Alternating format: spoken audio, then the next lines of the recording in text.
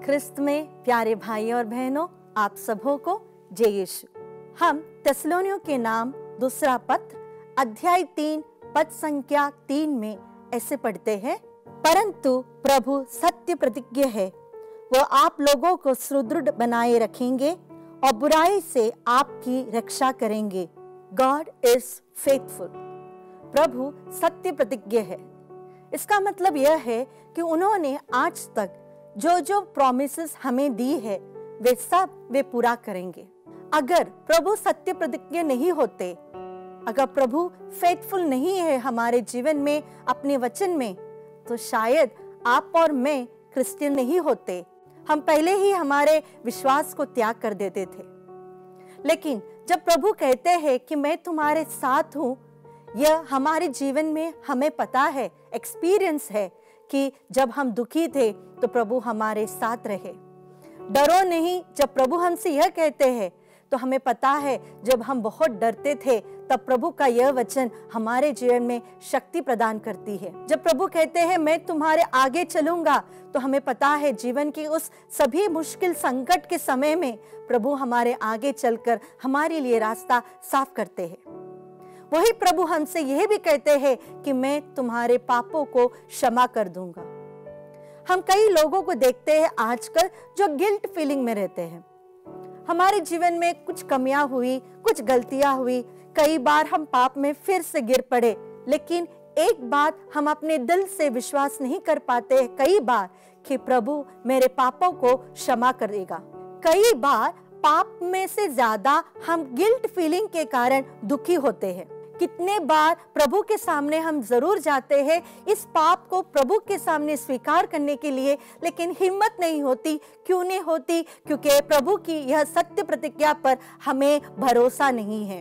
संत यूहन्ना का पहला पत्र अध्याय 1 पद संख्या 9 में प्रभु हमसे कहते हैं, यदि हम अपने पाप स्वीकार करते हैं तो वह हमारे पाप क्षमा करेगा और हमें हर अधर्म से शुद्ध करेगा, क्योंकि वह विश्वसनीय तथा सत्य प्रतिज्ञ है।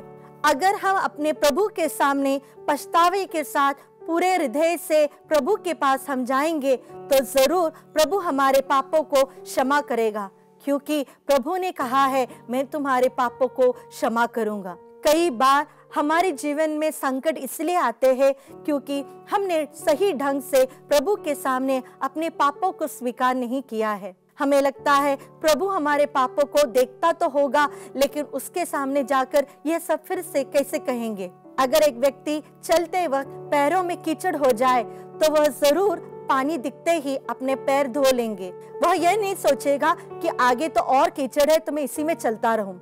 नहीं, वह कीचड़ से बाहर आकर अपने पैर जरूर धो लेगा।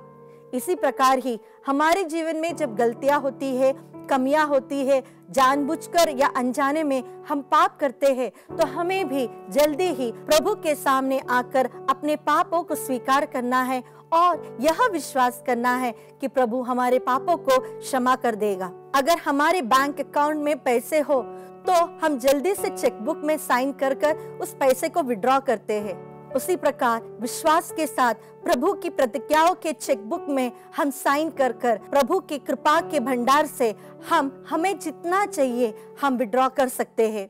हमें कभी डरने की जरूरत नहीं। बच्चा कितनी भी गलती क्यों ना करे, वो पुनः अपने पापा के पास जरूर जाता है। जिस तरह उड़ाव पुत्र अपने पिता के पास गया, पिता ने उसकी पूरी बात भी नहीं सुनी, उसके पहले ही उसे गले लगाया, उसके लिए नए वस्त्र मंगाए, चप्पल पहनाया। उसी प्रकार हमारे ईश्वर भी हमारे पूरे हृदय से अगर हम प्रभु के पास जाएंगे तो पूरी बात सुने बगैर हमारे हृदय की पछतावा को देखकर प्रभु हमसे भी प्यार करेंगे, हमारे सारे पापों को क्षमा करेंगे। आइए आज के दिन हम यह वचन याद करें, मीका का ग्रंथ अध्याय 7 पद संख्या 18 और 19। तेरे सदृश कौन ऐसा ईश्वर है जो अपराध हरता और अपनी प्रजा का पाप अनदेखा करता है, जो अपना क्रोध बनाए नहीं रखता बल्कि दया करना चाहता है। वह फिर हम पर दया करेगा, हमारे अपराध पैरों तले रौंद देगा और हमारे सभी पाप गहरे समुद्र में फेंकेगा।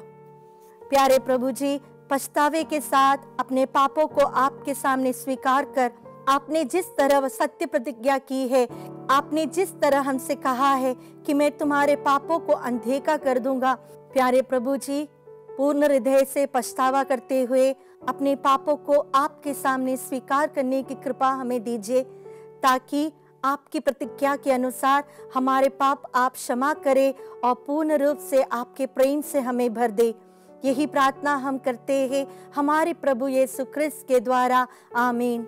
पिता, पुत्र और पवित्र आत्मा के नाम पर, आमीन। आप सबों को जय यीशु।